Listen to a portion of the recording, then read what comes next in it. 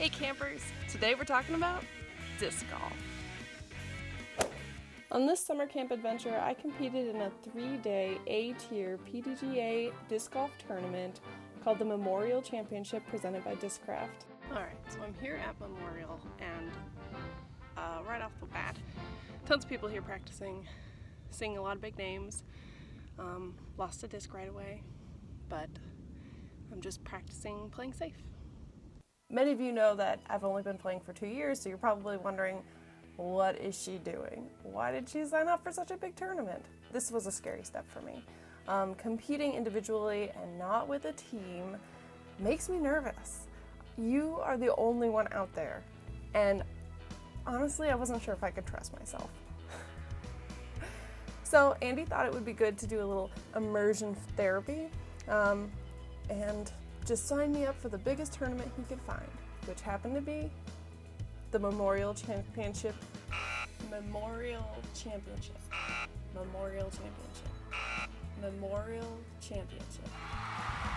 Alright, I just finished round 2, and I think it went a lot better than yesterday. I held myself together a lot better.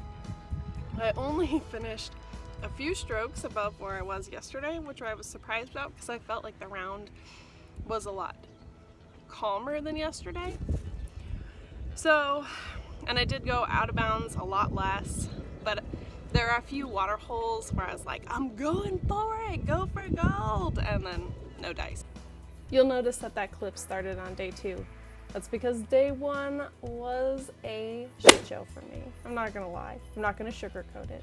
It was terrible. Nerves. Nerves will get you in the end. I know that I can play disc golf and I can play disc golf well. And I had prepared every day for a month before this tournament to be ready for it.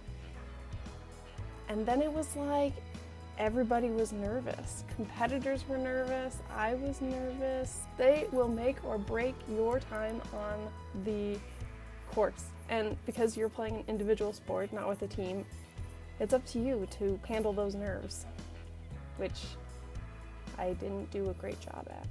If you have a card mate who loses their shit, that shit is contagious, because that happened. You're playing, is it disc golf? What is that? I'm not really sure. So in contrast to the nerves that I felt during the competition, I did also notice that there was a very high level of focus, especially from the FPO players. This was a 3-day tournament, so I was pretty much eat, sleep, and breathe disc golf for those entire 3 days. Actually 4, because the pros played one more day than me. So if I wasn't playing at the wee hours of the morning, I was out on the course watching women play, and their focus is amazing.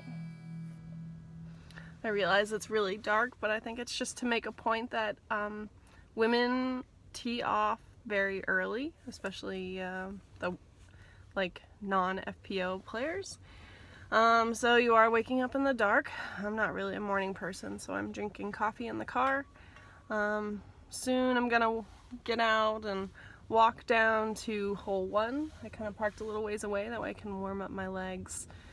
This year, the PDGA made some changes, and they put the FPO players in the afternoon, and this was really great. So after I had played my really early round, I would go home, take a quick nap, and then go back out on the course to watch them. But I did have a really funny experience where I made eye contact with Paige Pierce. At least I think I did. She was probably looking past me because her focus was intense. I can see now why she named her disc the Fierce, because that is the persona that she was portraying. She was fierce. She wasn't gonna let anybody or anything or any disc push her around on the course. She was just taking birdies one by one. Last but not least, I learned that there's a tremendous amount of growth for disc golf, even at an A-tier tournament. Let's look at the stats for a second. Pro Masters, there were 78 men and 8 women in the tournament. In the advanced division, 114 men and 10 women. I would also like to note that there were only 12 spots available to women to begin with. And finally, in the open division, we're talking 182 men competed as opposed to 32 women. People, we need to grow the sport, especially for the ladies out there, because the more ladies that go to these things, the more confidence it will give other women to do so. I went to this tournament because I want to get competitive. I needed some little immersion therapy, something to just get over my nerves real fast. It was overwhelming. I know that my level of play needs to come up, but we also need to lift women up. We need more equality in the sport, and that includes people participating in these events. You should get out there and do it. Help bring awareness to the sport. Help raise our numbers at these events.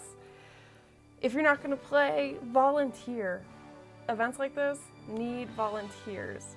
For an A-tier PDGA Tour event, I expected more. I'm not going to lie.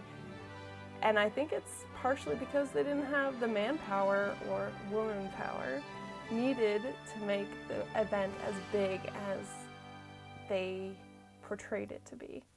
So get out there, do the thing, help grow the sport.